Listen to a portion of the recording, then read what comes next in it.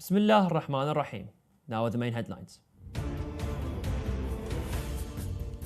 In support of their Imams, Shias mark World Al-Askariyin Victory Day. Israeli attacks displaced 100,000 people in Lebanon since October. Diabetes medication may hold potential to slow down progression of Parkinson's disease.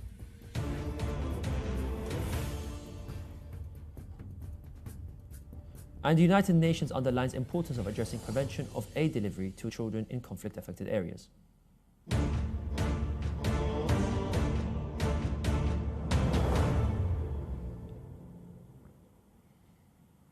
Assalamu alaikum wa rahmatullahi wa barakatuh, dear viewers. This is Yunus Dawood and you're watching Shia Waves live from London, only on Imam Hussein TV 3. Shias observe the World Askariyin Victory Day, which is marked on the last Friday of the blessed month of the holy month of Ramadan, to express support to their infallible Imams, alayhimus salam. Al-Wafa and Wal-Fida Al-Fath procession has begun its annual trip to Holy Samarra to support the two infallible Imams on the last Friday of the holy month of Ramadan. Under the slogan, "Here we are, O Askariyin," and following the directives of Grand Ayatollah Sayyid Sadiq al-Hussein al-Shirazi, who has been naming the last Friday of the great month of Ramadan the Askariyin Victory Day for the 50 years on this international event. Imam Hussein Media Group has announced the free live transmission to the coverage of the World Al-Askariyin Victory Day to all media outlets and news groups. It is worth noting that this pilgrimage caravan is one of the biggest of its kind in the history of Samarra. It is organized by Sayyid Arif Nasrallah, the head of the Public Relations Office of Grand Ayatollah Shirazi in the holy city of Karbala. Sayyid Nasrallah said in a statement received by Shia Waves that this year the procession is transporting thousands of pilgrims to the holy city of Samarra to commemorate and glorify the World Al-Askariyin Victory Day. Around 100,000 people have escaped their homes in southern Lebanon due to Israeli raids since last October, with 213 people killed and 1,000 people injured, according to caretaker Prime Minister Najib Mikati. Approximately 800 hectares of farmland were destroyed and 340,000 livestock killed, and 75% of farmers lost their source of income. The government is urged to declare the southern region an agriculture disaster zone, he said during cabinet session in Beirut. A study published in the New England Journal of Medicine suggested that a drug called lixisenatide, commonly used to treat type 2 diabetes, could offer a significant breakthrough in managing the symptoms of Parkinson's disease. The study involved 156 individuals recently diagnosed with Parkinson's disease who were divided into two equal-sized groups. While both groups continued their usual Parkinson's medication, one group received a daily injection of lixisenatide while the other received a placebo. Over the course of 12 months, participants underwent regular assessments of their motor symptoms and were scored on a disease severity scale. The results showed those receiving the lixisenatide experienced virtually no progression of motor problems, in contrast to the placebo group, which exhibited worsening symptoms. The difference in symptom progression was deemed clinically meaningful, offering hope for potential benefits of lixisenatide in treating Parkinson's disease. Let's take a back at today's main headlines. In support of their Imams, Shias mark World Al-Askariyin Victory Day. Israeli attacks displaced 100,000 people in Lebanon since October. Diabetes medication may hold potential to slow down progression of Parkinson's disease. Also tonight, Shias revived the last Friday night of the holy month of Ramadan at the Imam Hussein Holy Shrine. The United Nations issued a report warning of the deteriorating humanitarian situation for children in conflict-affected areas due to the prevention of humanitarian aid delivery, urging accountability for these actions. The United Nations Security Council held a special meeting to discuss the issue of children and armed conflicts, emphasizing the importance of addressing and deprivation of children from accessing humanitarian aid in war-torn areas. Representatives stated that denying access to humanitarian aid constitutes a serious violation of children's rights, emphasizing the need for legal and ethical accountability. In this context, the report concluded a call for international cooperation in combating the deprivation of children from accessing humanitarian aid and working towards finding permanent solutions to alleviate their suffering amid ongoing conflicts.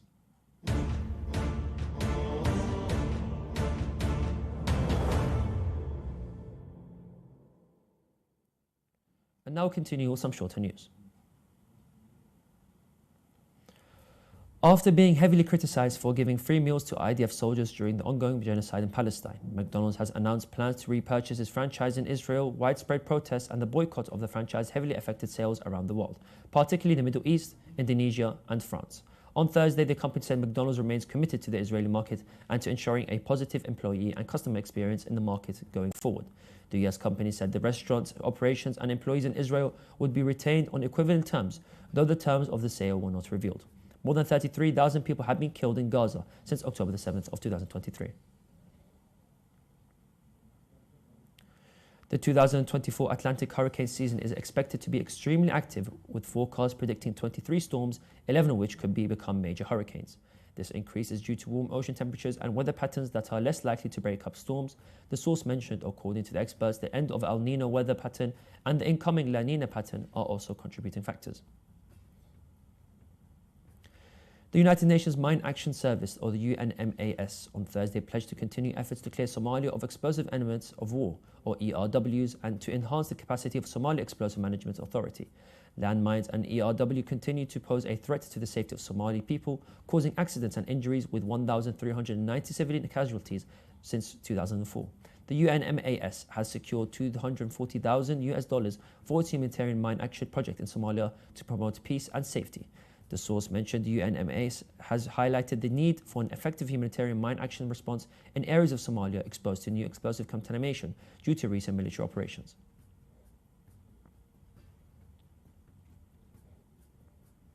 Kuwaiti voters cast their ballots to elect a new parliament on Thursday, in the first election since Sheikh Misah al-Ahmed al-Sabbah took power last year. Some 834,733 voters are eligible to vote to choose 50 lawmakers out of 200 candidates for the National Assembly. According to the country's Electoral Commission, it is worth mentioning that the Emir dissolved the Assembly on February the 15th due to violations of the country's constitution. Anthony Paz Torres, 39, was convicted of murder and attempted murder after the opened fire at an auto repair shop in Dallas in 2015, frequented by Muslims, resulting in the death of one person and the injury of 4 others. Torres pleaded guilty to 5 hate crime-related charges in a federal trial, leading to his 35-year prison sentence. In his comment on the verdict, U.S. Attorney General Merrick Garland affirmed that this sentence highlights the Department of Justice's commitment to taking strong actions against crimes stemming from Islamophobia or biases.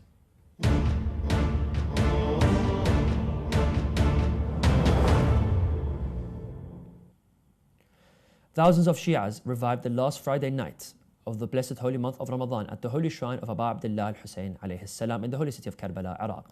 According to Shia Waves correspondent in the holy city of Karbala, the believers expressed their great happiness for being there in the presence of their imams, performing the rituals of the last Friday of the holy month of Ramadan. It should be mentioned that the holy city witnessed over the days of the holy month of Ramadan a large influx of visitors from various Iraqi provinces and other countries to perform pilgrimage to Imam Hussein alayhi salam and his brother Abul Fadl Abbas alayhi salam.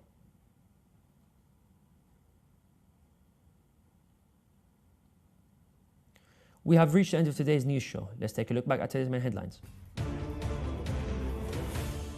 In support of their imams, Shias mark World Al-Askarain Victory Day. Israeli attacks displaced 100,000 people in Lebanon since October.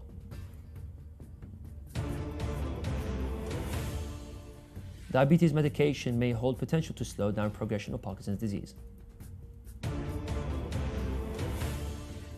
UN underlines importance of addressing prevention of aid delivery to children in conflict-affected areas.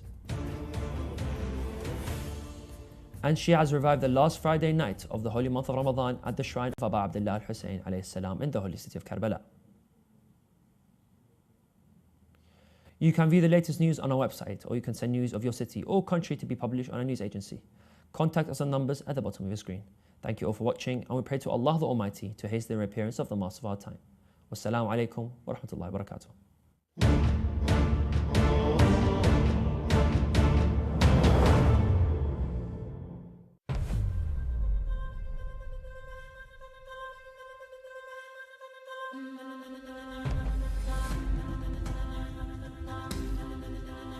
I ask you all to support Imam Hussein TV for the future of your youth, for the future of Shiaism. Every single person's life is dependent on your education. And Imam Hussein TV provides you a free Islamic education. If you want to have good programs, if you want to have a source to help your community, your children, your families, do not hesitate. This is the month of rewarding. This is the month of istighfar, the month of khayrat. Imam Hussein is a name that unites us all. And this is the one area where we can put aside our differences and come together. I hope that the viewers at home will help donate to the channel and to build a platform for the future generations. I stand here before you, my dear brothers and sisters, to invite one and all to donate generously to ensure that the message of Ahlul Bayt ﷺ is kept alive. Beautiful programs we have. One of that program is Shia Voice. The Shia Voice try to bring up talented from east, from west, from north, from south. But to show this, to make this program, it needs your donation. Your generous donation, please help, please support Imam Hussein TV. We need your generous support. With your support, there could be more documentaries. With your support, there could be more programs. With your support, Shia Voice may come to your community. We cannot continue this without your generous donations. In this holy month of Ramadan, a month of charity, a month of giving, a month of generosity, come together, join us on Imam Hussein TV, and generously donate as you always have done, so we may continue to provide programs which serve Allah subhanahu wa ta'ala and of course the holy household.